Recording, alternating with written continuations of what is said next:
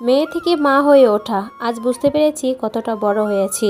এখন আর নিজের জন্য সময় নেই, নিজের ঠিকমতো খাওয়া নেই, ঘুম নেই, নিজের যত্ন নেই। শুধু একটাই চিন্তা, পরিবার কি খাবে, সংসারটা কিভাবে গুছাবো, তার সাথে পেজটা কিভাবে চালাবো, কারণ পেজটাও একটা সন্তানের মতো। আসসালামু আলাইকুম, নতুন একটা ব্লগে স্বাগতম। আশা করি একটু ধৈর্য নিয়ে আমার ভিডিওটা দেখবেন। যদি ভালো লাগে একটা লাইক, কমেন্ট, শেয়ার করে আমার পাশে থাকবেন। আসলে কোনো কিছু পারফেক্ট না হোক দিয়ে আমার একটু শান্তি লাগে না। আমার রান্নার ভিডিওতে মনে হচ্ছে একটু আলো কম, তাই আমি দোকান থেকে অর্ডার করে আমি তার দিয়ে দুইটা ভাল্বের একটা হোল্ডার বসিয়ে আমি লাগিয়ে নিয়েছি, যাতে আরও আলো বেশি হয়। আমি এখানে দুইটা হোল্ডারের সাথে দুইটা ভাল্ব বসিয়ে নিব। আপনাদের যাদের ভিডিওতে আলো কম তারা কিন্তু এভাবে আমার মতো কাজটা করে নিতে পারেন। আমি যেমন এর অর্ডার দিয়ে এই ভাল্বের বানিয়ে নিচ্ছি, আপনারা কিন্তু ঠিক এইভাবে করে নিতে পারেন। আমি ঈদের রান্নাবান্না করব যাতে আলোটা বেশি হয়, এই জন্য ভাল্বের কাজটা আগে থেকেই করে রাখছি। আর ঈদের দিন মেহেদি দিব না তা তো হবেই না। আমি ছোটবেলা থেকেই মেহেদি দিতে খুব পছন্দ করি, আর আমার মেহেদি আমিই দেই বরাবরই। আর ঈদের আগের দিন প্রচুর পরিমাণ বৃষ্টি হয়েছিল, তাই আমি সকালে এসে মেহেদি হাত নিয়ে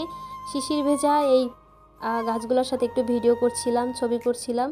কত সুন্দর ভালো লাগছিল। আর আমি বরাবরই ইনস্ট্যান্ট মেহেদিগুলো দেই যাতে কালারটা খুব ভালো আসে, কিন্তু এইবার আমি কাবেরি মেহেদি দিয়েছি। আর আমি কাবেরি মেহেদি ভালো লাগে, কিন্তু ওই যে লং টাইম রাখার একটা ধৈর্য এটা আসলে আমার ছিল না। তবে এইবার আমি কাবেরি মেহেদিটা দিয়ে বেশ লং টাইম আমি রেখেছি, এটা শুকানোর পরেও এটা হাতে রাখতে হবে, তাহলে দেখা যায় এটার কালারটা পারফেক্ট আসে। যাই হোক, ঈদ মানেই মেহেদি পরা, এতে একটা অন্যরকম শান্তি। তারপর আমি আসলাম রান্না করতে। বেশ রাতে থেকেই আমি রান্না শুরু করেছি। প্রতি বছর ভোরবেলা থেকেই রান্না করি, কিন্তু রান্না করতে গেলে না আমি রান্নাটা কমপ্লিট করতে পারি না। এই জন্য আমি রাত থেকে রান্নাবান্নাটা শুরু করে রাখি, যাতে সকালবেলা আমার কোনো কাজ থাকে না, সকাল সকাল গোসল করে রেডি হয়ে থাকবো। আসলে একা একা বাসায় থাকলে সবকিছু নিজেরই করতে হয়, আর এই জন্য আগে থেকে কাজটা যদি শুরু করি তাহলে কমপ্লিট করা যায়। আমি এখানে চটপটির ডালটা রান্না করছি, তার জন্য আমি লবণ দিচ্ছি, হলুদ এবং চটপটি কিছু মশলা দিয়ে এটা ভালো করে একটু সেদ্ধ করে নিব। সেদ্ধটা এমন হতে হবে যেন চটপটির ডালটা একদম গলে না যায়। আর পাশের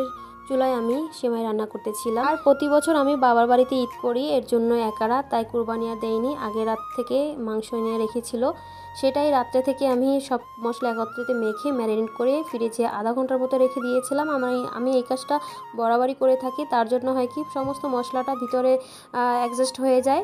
তারপর আমি এটা পেঁয়াজটা বাদামি আছে ভেজে আমি মাংসটা এখানে কষিয়ে নেই।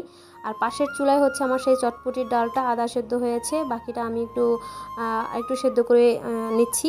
আর এটা আমি ভালো করে কষিয়ে নিব। মাংসটা কষানোর পরে দেখবেন তেল ছেড়ে দেয় এবং কালারটা সুন্দর আসে। এভাবে করে আমি মাংসটা রান্না করে থাকি।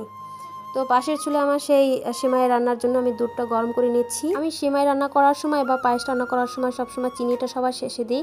সেক্ষেত্রে হয় কি নাস্তাটা একদম সাদা থাকে, আর চিনিটা দিয়ে আগে থেকে যদি রান্না হয় তাহলে লাল লাল হয়ে যায় নাস্তাটা। তারপরে কুচি কুচি করে একটু কাজু বাদাম দিয়ে দিলাম, এতে করে স্বাদটা খুব ভালো আসবে।